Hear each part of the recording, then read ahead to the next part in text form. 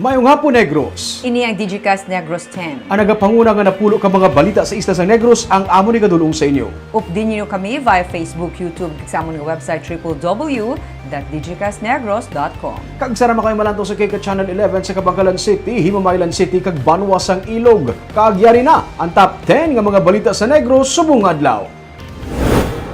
Pagsugod sa face-to-face nga klase para sa preschool, hindi pa pwede sunod sa Bacolod EOC.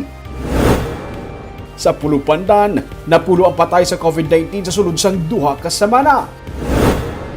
Tuboso Mayor Richard Hawoko, ginsabat ang spekulasyon nga mapapili siya bilang vice-gobernador.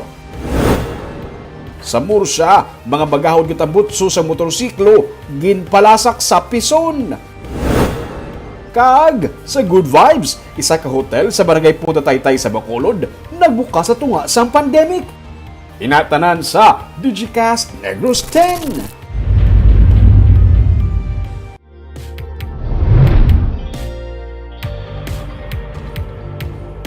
Sa number 10, 76 Negros Island Victory Day ang gindumdum. Mga World War II veteran ang ginkilala kag ginpasalamatan. Isa ka programang ginhiwat Huwebes ang aga sa Provincial Capital Lagoon kung sa diin ginpatigayon ng wreath-laying ceremony sa Monument of World War II Veterans. Kasubong man ang pagpatigayon sang 21 gun salute. Ginpamunuan ni Negros Occidental Governor Eugenio Jose Lacson ang selebrasyon kaupo ng lokal nga mga opisyales kag ang pamuno sang pulis kag militar. Suno kay Lacson, ginkilala ang kaisog kag kusog kag pagkabaganihan sa mga veterano nga nagdepensa kag naghatag sang ilang nga kabuhi para sa pungsod.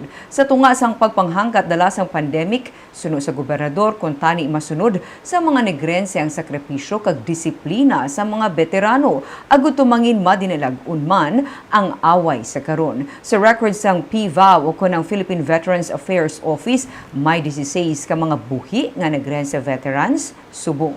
I understand how our present situation can get difficult.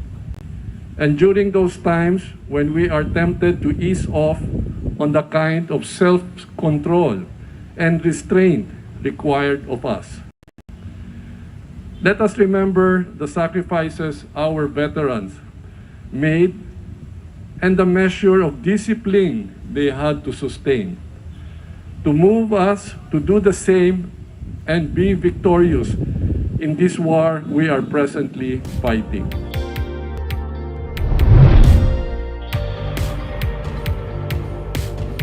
Sa number 9, sa Victoria City, mag-amay arestado matapos nga ilagin pulihan, labo sang samurai kag lampos sang tubo ang isa ka lalaki sa gwalang sa isa ka barangay hall.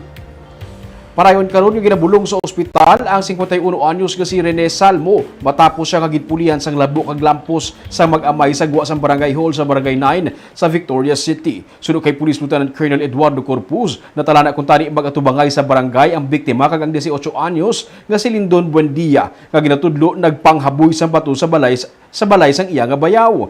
Pero sa gwa pa lang sa barangay hall suno sa pulis, gitapungol na ni Salmo ang bata kabangtanan nga nagkuha sang iyang samurai, ang amay nga si Ramik kag ginlabo si Salmo. Ang iya anak ang nagkuha man sang tubo kag nagbalos lampos suno sa pulis. Pareho nga detained karon sa Victoria's PNP ang mag-amay.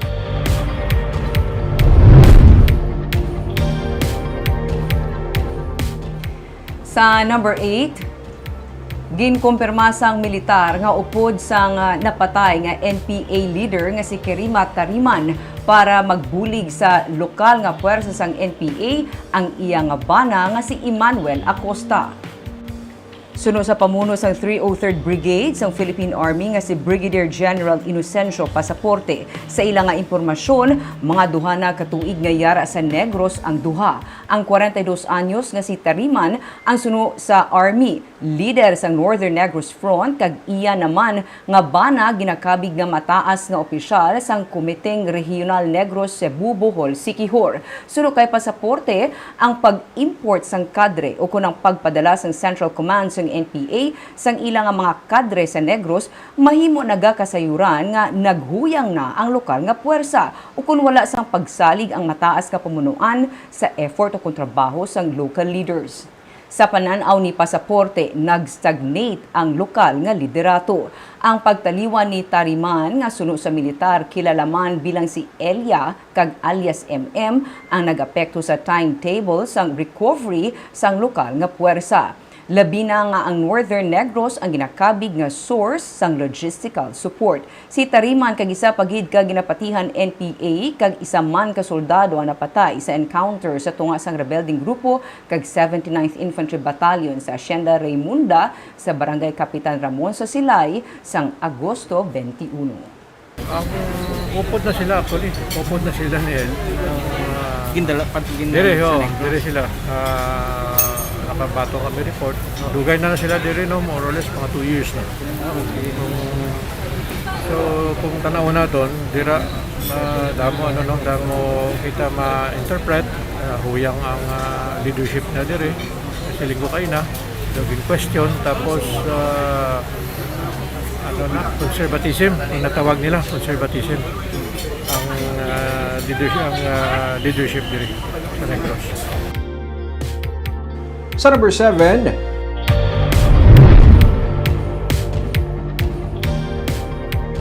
sa Barwa Sambur sa mga magahod nga tambutso sa motorsiklo, ginpalasak sa pison sa atubang mismo sa munisipyo. Sa Miyerkules, ginpangunahan ni Mayor Jerry Rojas ang pagpangguba sa mga na-confiscate sa PNP nga modified mufflers o kung open pipe nga makabig magahod sa dalanon. Ang ini nga mga tambutso ang gin-confiscate sa ginpatigayon nga anti-noise pollution drive sa Murcia PNP. Ini ang gipalapakan sang banwa sa pison sa atubang mismo sa munisipyo. Ginpandaman man sa alkalde ang mga motorista nga likawan na pagbakal sini, pati na ang pagbaligya bangod sa magahod ini kag masabad ilabi na kun gabi.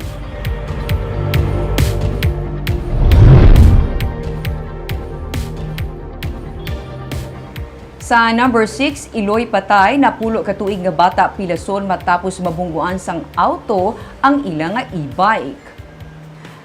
Mangompra lang kuntani sang ibaligya pasado las 2 kay inasang kaagahon ng 50 anyos nga si Elmira Agravi upod ang iya napulo ka tuig nga anak. Pero wala na sila makalabot sa merkado matapos mabungguan ang ilang nga e-bike sa isa ka auto sa Circumferential Road sa Bacolod. Suno kay Lieutenant Gray Cayaw, Deputy Chief sang Police Station 4, silang yara sa pareho lang nga lane kag hinali lang ang pagbunggo sang salakyan sa likod nga bahin sang e-bike. May kadasigon ang pagpadalagan sang driver sang auto suno sa pulis. Pareho nga gindala sa ospital ang Mag-Iloy pero gindeklarar nga dead on arrival ang 50 anyos nga nanay. Padayon naman ang ginabulong sa ospital ang anak. Detained man karon sa Police Station 4 ang driver pero may inisyal na nga pag-aregluhanay suno sa pulis.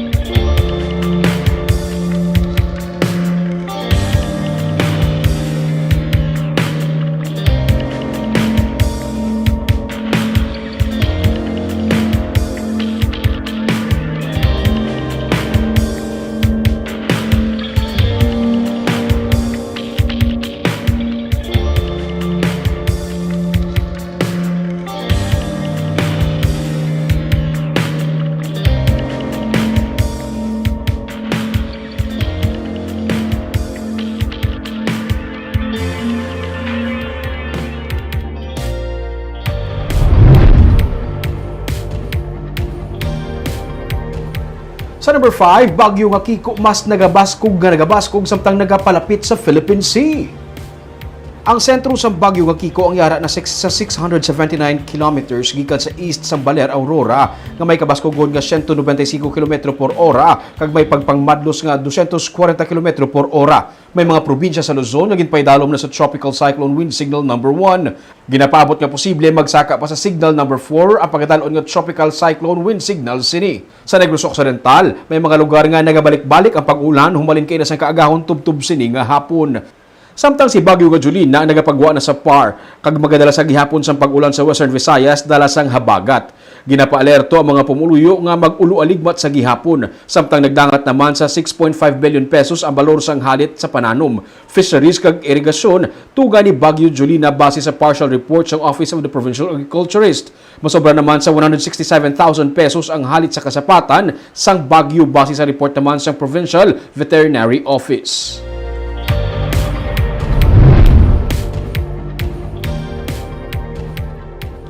Sa number 4, ginhimutig ni Toboso Mayor Richard Hauhoko ang mga report nga siya ang magapapili bilang vice gobernador kaupod kay anay Congressman John Orola. Sa interview sa media, suno kay Hauhoko, may mga nagapamangkot sa iya kung matuod ang kasubong nga report. Suno sa alkalde, wala gani sila nakasugilano ni Orola tuhoy diri. Magatapos na sa iya nga ikatlo nga termino bilang alkalde sa Toboso, si Hauhoko kag siya ang magapapili bilang katapos ang sangguniang bayan. Ang iya naman nga asawa nga si Madonna ang magapapili bilang alkalde sang Banwa. Kaupod si Maria Luisa de la Cruz nga anay ABC President sang Banwa. Si de la Cruz ang nag-upod sa ilang nga partido, ang UNEGA, suno kay Hauhoko. Damlag pa ginapatod pa sa nga Love Negros kung sino ang ilang nga mangin kandidato sa pagka-alkalde sa among nga Banwa. Gindeklarar naman sang UNEGA kag Love Negros nga free zone ang Toboso suno kay Hauhoko. Dugang pa niya, padayon naman ang ilang nga pagsuporta sa Lacson-Ferrer tandem. Nagagwa man nga mahimo magapapili si Orola bilang gobernador, pero damlag pa, ginsiling ni Orola nga wala pa siya sang patod nga desisyon bahin diri. 100% that I won't be running for vice governor, especially against Jeffrey. Jeffrey is like, daw manong ko na Jeffrey. Close naman. Mga haum-haum pala nga lapit na eleksyon, na haum-haum sa kapihan, wala guro.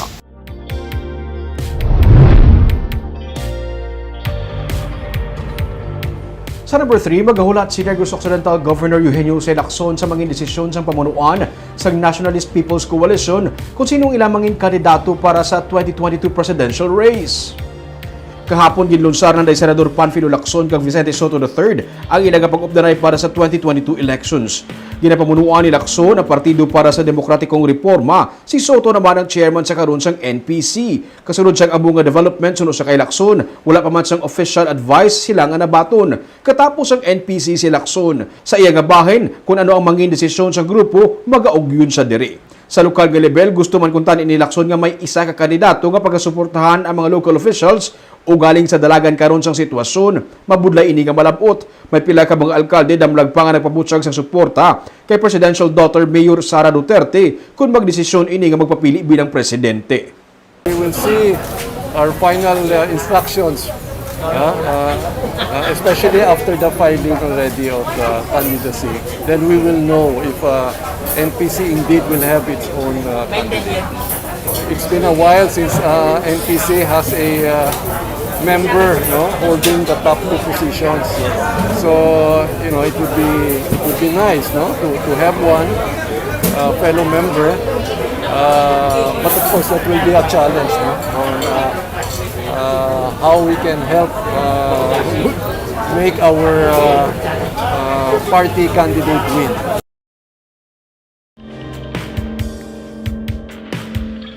In behalf of the city government of Silay, together with all Silaynots, I would like to take this opportunity to congratulate the Digicast Negros as you celebrate your first year anniversary. We rejoice with you on this momentous occasion. In just a span of 1 year, you have drawn more than 80,000 followers on your social media platform and reached over 4 million views on your Facebook page. Padayon sa pagserbisyo, padayon ang pang-asenso. Asenso Silay, asenso sang Panimalay. Thank you and God bless.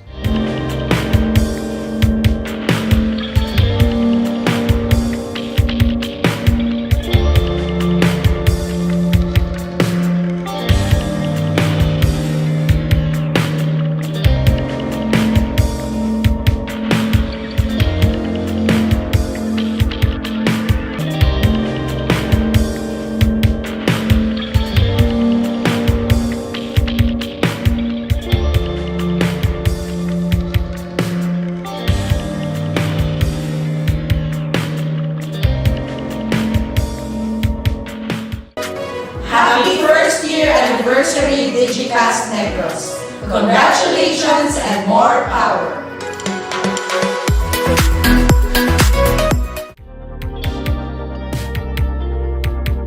Sa number 2,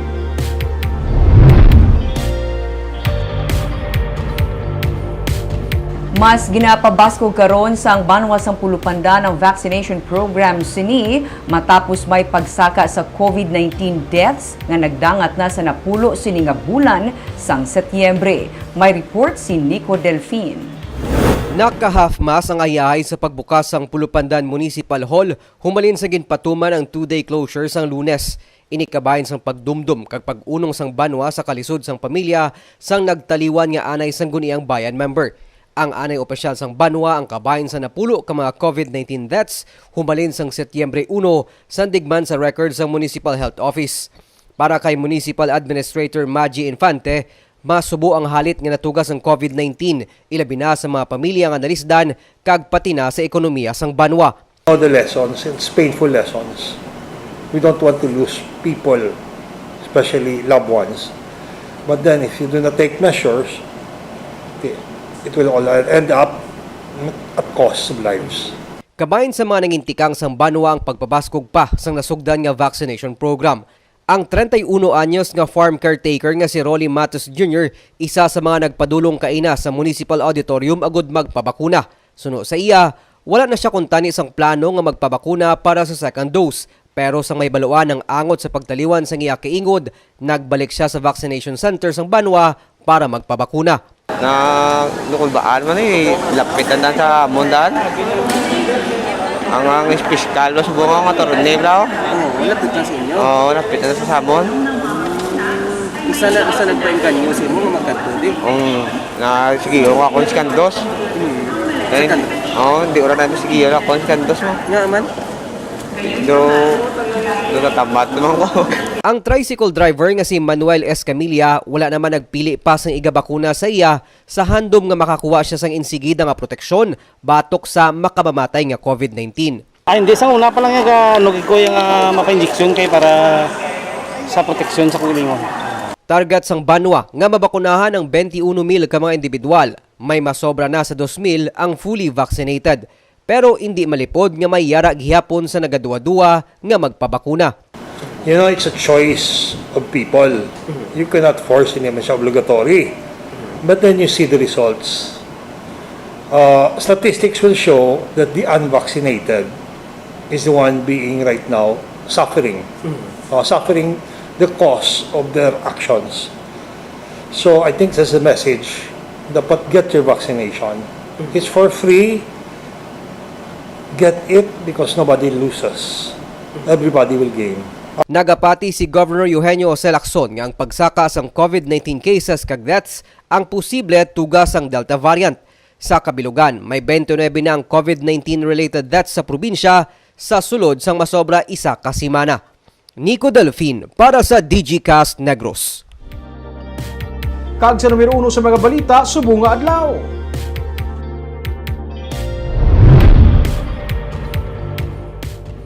May mga ginikanan nga nagapost sa social media nga nagsugod na sa pag-eskwela ang ilang kabataan nga yara sa preschool kag face-to-face pa ang pag-eskwela. Pero sunod sa Bacolod EOC, wala pa ginatugtan ang face-to-face nga pag-eskwela ilabi na sa preschool. Yaring report. Ang iniga video ang kuha sa guwa sang isa ka preschool sa Bacolod City. May duwa ka mga babae nga naka-PPE kag may upod nga mga bata. Nagahulat sila sa guwa sang eskwelahan. Dugay-dugay, may salakyan nga nag-abot kag nagsugat sa bata. May mga ginikanan man nga nagapamangkot sa Digicast Negros kung bala ginatugutan na ang face-to-face nga klase sa preschool. Kami mga ginikanan nga nagapost sa social media nga nagasulod na sa klase sang preschool ang ilang mga kabataan. Paatag sang Deputy for Medical and Data Analysis sa Bacolod Emergency Operations Center nga si Dr. Chris Sorongon, may mga kurso lang sa college nga ginatugutan ang face-to-face nga klase kag hindi patanan. Wala pa man ginatugutan ang face-to-face nga klase sa high school, elementary, ilabi na ang preschool. So wala pa ta may ginapahanugutan nga mag face-to-face sa mo mga level. Especially subong nga naga-spikes naman kita sa cases, ang ato ginapanumdum ang safety sa ato mga kabataan kag sang ginikanan man nga kung pwede man lang limitado nato ng face-to-face sa classes mas maayo kay Bisan one-on-one kag special classes, wala pa ginatugutan suno sa kay surungon. Gani matapos makabaton sang impormasyon nga may nagakatabo na nga face-to-face nga klase, iya gad report sa Business Permit and Licensing Office ang amo nga insidente kag ginpa-check sa monitoring team sang EOC ang amo nga report. We will look into this, no? Kay may ara nga nag-send sang aton nga mga information about this. So ang ginobra ta sa mga adlaw, nag-refer kita sa aton nga BPLO kag sa aton nga monitoring team para at least ma-check naton, no, kag makakuha kita sa mga dugang impormasyon. Dugang pa niya, sa kadamuon sang variants ng COVID-19 sa karon, pati ang mga kabataan ang hindi na makaluwa sa virus, kag sa Bacolod gani, may pila na ka mga cases nga nagpositibo sa virus ang mga minor de edad. Namutikan sang EOC ang matamat na naman niya pagsaka sa kaso ng COVID-19 sa Bacolod. Sa bulan lang sa Setyembre, may 21 na tanan ka mga persona ang nagkalamatay bangod sa COVID-19, kag 95% diri wala mabakunahan. Almost 95% sila are unvaccinated. So, dako gid nga factor ang bakuna. Kag sa sini nga datos sa siyudad sa Bacolod, nagapakita nga bakuna works, bakuna saves, and bakuna is safe. Hindi mapaktan suno sa kay surungon kung tubtub pila ka variants ng COVID-19 ang magaginuha. Ang bakuna lang gid kuno suno sa iya, ang yabi nga hindi matam-an ang sinuman nga malatnan sang virus. Sa Good Vibes, pagbukas sang hotel sa isa ka resort diri sa Bacolod ang ginalauman nga maghatag sang oportunidad sa tourism industry sa tunga sang ginapangatubang karon nga pagpanghangkat tugas sang pandemic. May report si Nico Delfin. Sa sulod lang sang resorts ni Grense, isa sa ginapabugal nga atraksyon sang syudad sa barangay Punta Taytay, natukod ang 42-room hotel nga ginbuksan sang pamilya Rojas. Malapad kag swak sa pamilya ang kadakuon sa mga hotel rooms. Mayari ini sang viewing deck para sa perfect sunset view kung diin makitaan man ang Guimara Strait. Kaupod ang Casa Noble nga isa man sa mga bantog nga food catering business sa syudad humalin sadto, ginalauman sang tagdumalahan sang hotel nga makabulig sila sa liwat nga pagbangon sang tourism industry sa syudad kag probinsya samtang may pandemic. We are here to symbolize hope. Hope for progress and a better future. But most importantly, hope for all of us to work hand in hand to heal as one. We at Resorts Negros X, together with our new official food and beverage partner, Casa Noble, are eager to serve you with the best of Negros hospitality. Ginapasiguro man sang tagdumalahan sang hotel ang pagpatuman sang health safety protocol para mapangapina ng ilang mga guest. Ginalauman naman ni Enrique Rojas, Chief Executive Officer sang Kumbuyahan, nga manginkabahin sila sa liwat nga pag-uswag sang turismo. Ang turismo ang isa sa mga tuman nga nahalitan sang sini nga pandemic. Things will get better and we can have more tourists coming to Negros and Bacolod, no? And to have that, at least we are proud that Bacolod is one of the lowest COVID-19 place, no? That's not so much affected, no? So with that, tourism can be with us. Nagapati naman si Negros Occidental Provincial Tourism Officer Jeneline Cordero nga hindi lang oportunidad sa trabaho ang mahatag sang hotel, kundi pati na dugang nga bulig sa ekonomiya sang probinsya. And if you multiply the number of tourists that we expect to be added in the tourism statistics of Bacolod City and the province of Negros Occidental, that would be about 30,000 in a year. That is the challenge for our workers in the tourism industry here in this hotel. It is but timely because September is Tourism Month. I'm just so happy na ang ining resort naghatag siya class and mataas-taas na standard yung tourism attraction o pag-istoryahan sa southern part sang Bacolod City, and with that we are very thankful. Sa tupad lang sang hotel, mayaraman sila sang swimming pools nga may slide, may kiddie playground, malapad nga outdoor garden para sa nagkalain-lain nga mga events, may pavilion restaurant kag lagoon. Nico Delfin para sa Digicast Negros. Barb, kanabi, inaw ng taon nga bisan muning panahon sa pandemic, may kabukas gyapon nga opportunity for employment. Kag may amuni ka matahong nga mga lugar nga makatuan, diri lang yan sa Bacolod. For as long as there's life, kuno ruming ya, hindi ka gid madulaan niya sang paglaom, sang hope.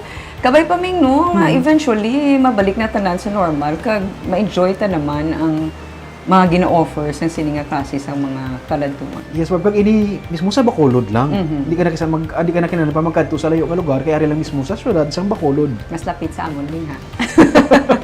Kagamoy ang mga balita sa Negros subong adlaw. Kay man sa panahon karon importante nga may ihibalo ka sa nagakatabo sa imo nga palibot. Pero dapat balanse kag eksakto ang mga impormasyon. Parayan kami nga magapangalagad sa Negrosanon. Ako si Barbara Mijares. Tubtub sa buwas ako naman si Romeo Subaldo, mayong hapon.